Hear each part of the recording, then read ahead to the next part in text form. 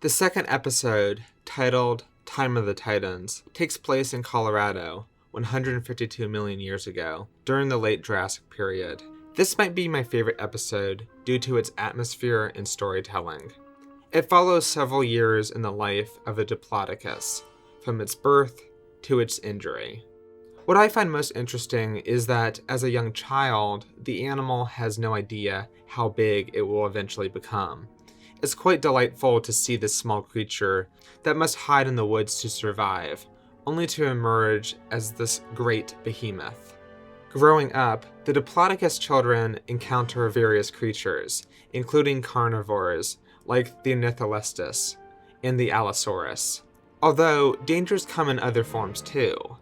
A Stegosaurus unintentionally kills one of the young Diplodocus with its tail, while fending off the Allosaurus.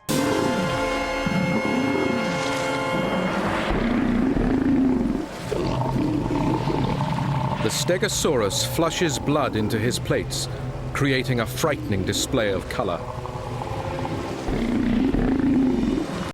Natural dangers, like wildfire, also wipe out many of these animals, leaving only a lucky few. Death is simply a part of the order of things.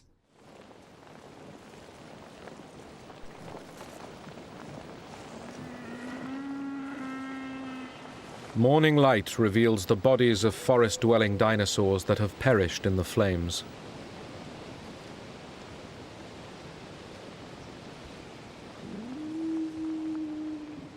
This episode portrays life, death, and nature as cyclical. Animals may lack the same level of perceived autonomy that humans today have, but they act on instinct to travel, gather food, care for their young, grow, survive, fight, and lay to rest. Every living thing has its purpose and its time, including the symbiotic insects on the Diplodocus's back. As they eat and trample the vegetation, insects swarm around them. And insect hunters, like these damselflies, use the dinosaurs as gigantic feeding platforms.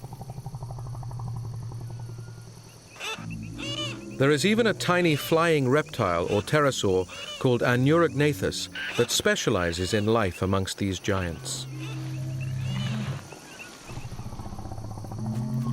The Diplodocus may be one of the largest animals to ever roam the earth, but as we can see through the Brachiosaurus, too large to even stay in frame, and in the ending narration, these sauropods will only get bigger.